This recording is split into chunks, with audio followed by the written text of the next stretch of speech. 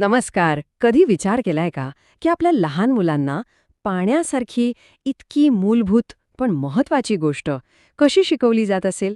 चला आज एका लहान मुलांच्या अभ्यासक्रमात डोकावून पाहूया आणि जाणून घेऊया की हे नेमकं कसं केलं जातं. आपण सगळेच ऐकत आलोय, पाणी हेच जीवन आहे. हे एक असं सत्य आहे जे आपल्या सगळ्यांना माहितीये.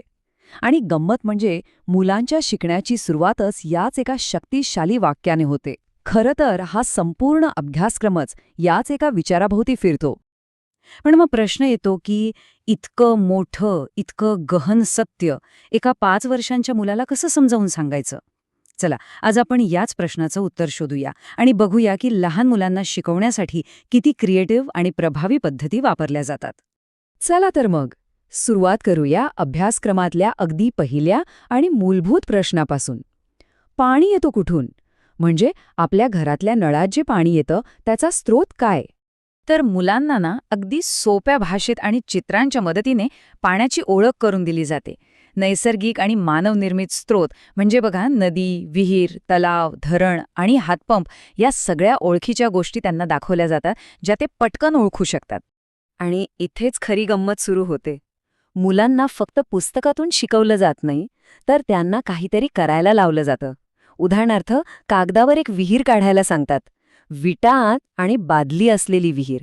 याने काय होतं की ज्या गोष्टी फक्त कानाने ऐकल्या होत्या त्या आता डोळ्यांसमोर साकारतात आणि कायमच्या लक्षात राहतात. बरं, पाणी कुठून येतं हे तर कळलं, पण मग पुढचा टप्पा काय? अर्थात ते पाणी सांभाळण्याचा, म्हणजे पाण्याच्या साठवणुकीचा. आता बघा, व्हॉल्यूम किंवा आकारमान ही एक वैज्ञानिक संकल्पना आहे, बरोबर? ही मुलांना कशी शिकवली जाते बघा, किती हुशारीने. त्यांना फक्त एक साधा प्रश्न विचारला जातो. सांगा बरं, बादलीत जास्त पाणी मावेल की कपात? उत्तर अगदी सोपं आहे, नाही का? पण या एका प्रश्नातून मिळणारी समज खूप मोठी आहे. आणि हा जो 10 आकडा दिसतोय ना, तो काही असाच नाहीये. तो एका ॲक्टिव्हिटीचा निकाल आहे. मुलांना चक्क मोजायला सांगतात की एक बादली भरण्यासाठी असे किती मग लागतात. म्हणजे खेळता खेळता त्यांना मोजमाप करण्याची कल्पना अगदी सहज येते. आणि ही शिकण्याची प्रक्रिया खेळातूनच पुढे चालू राहते. मुलांना मातीकाम करायला दिलं जातं, ज्यातून ते स्वतःच्या हातांनी छोटा माठ किंवा वाटी अशी पाण्याची भांडी बनवतात. विचार करा, यातून त्यांना फक्त मजाच येत नाही, तर भांड्यांचे वेगवेगळे आकार आणि त्यांचा उपयोगही किती छान कळतो. आता आपण एका खूप खूप महत्त्वाच्या विषयाकडे वळूया, पाणी सुरक्षित कसं ठेवायचं. मुलांना शुद्धीकरणाची म्हणजे पाणी स्वच्छ करण्याची ओळख कशी करून दिली जाते ते पाहूया. पाणी शुद्ध करण्याआधी शुद्ध पाणी म्हणजे नेमकं काय हे तर कळायला हवं ना. आणि त्याची व्याख्या किती सोपी ठेवली आहे बघा. असा पदार्थ ज्याला रंग नाही, वास नाही आणि चवही नाही, ते म्हणजे शुद्ध पाणी. अगदी सोपं आणि सरळ. मग मुलांना पाणी स्वच्छ करण्याचे 3 सोपे मार्ग सांगितले जातात. पहिला, कापडाने गाळणे. दुसरा, पाणी उकळणे. आणि तिसरा, फिल्टर वापरणे. या तिन्ही पद्धती इतक्या सोप्या आहेत की मुलं त्या लगेच समजून घेऊ शकतात. आणि हे फक्त पुस्तकात शिकवत नाही, तर एका सुंदर प्रयोगातून प्रत्यक्ष दाखवतात. कल्पना करा, मुलं स्वतःच्या हातांनी गढूळ पाणी एका कापडातून गाळतात आणि दुसऱ्या बाजूला थेंब थेंब स्वच्छ पाणी जमा होताना पाहतात. एखाद्या जादूसारखाच हा अनुभव त्यांच्या मनावर कायमचा कोरला जातो. आणि ह्या सगळ्या प्रयोगाच्या आणि शिकण्याच्या शेवटी येतो एक सगळ्यात महत्त्वाचा आरोग्याचा नियम. नेहमी स्वच्छ आणि झाकलेलं पाणी प्या. इथे विज्ञान थेट आपल्या आरोग्याशी जोडलं जातं आणि हे मुलांच्या मनावर बिंबवणं खूप गरजेचं आहे. बरं, आत्तापर्यंत आपण पाणी कुठून येतं, कसं साठवतात आणि कसं शुद्ध करतात हे पाहिलं. आता पाहूया की हे पाणी आपल्या रोजच्या आयुष्यात सकाळपासून रात्रीपर्यंत कुठे आणि कसं वापरलं जातं. मुलांना आठवण करून दिली जाते की सकाळच्या ब्रशपासून ते रात्रीच्या जेवणापर्यंत पाणी किती आवश्यक आहे. पिण्यासाठी, आंघोळीसाठी, स्वयंपाकासाठी, कपडे धुण्यासाठी. इतकंच नाही तर झाडांसाठी, शेतीसाठी आणि अगदी आग विझवण्यासाठी सुद्धा. म्हणजे पाण्याशिवाय आपलं एकही काम होऊ शकत नाही, हे त्यांच्या लक्षात आणून दिलं जातं.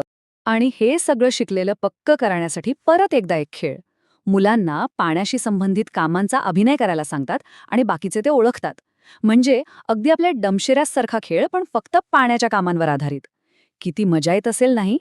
आता आपण ह्या अभ्यासक्रमाच्या शेवटच्या आणि माझ्या मते सर्वात महत्त्वाच्या भागाकडे आलो आहोत. कारण इथे मुलांना फक्त माहिती नाही तर जबाबदारीचा पहिला धडा शिकवला जातो. प्रदूषण ही किती गंभीर गोष्ट आहे हे लहान मुलांना कसं समजावणार? त्यासाठी एक खूप भावनिक आणि परिणामकारक वाक्य वापरलं गेलं आहे. नदी रडतीये.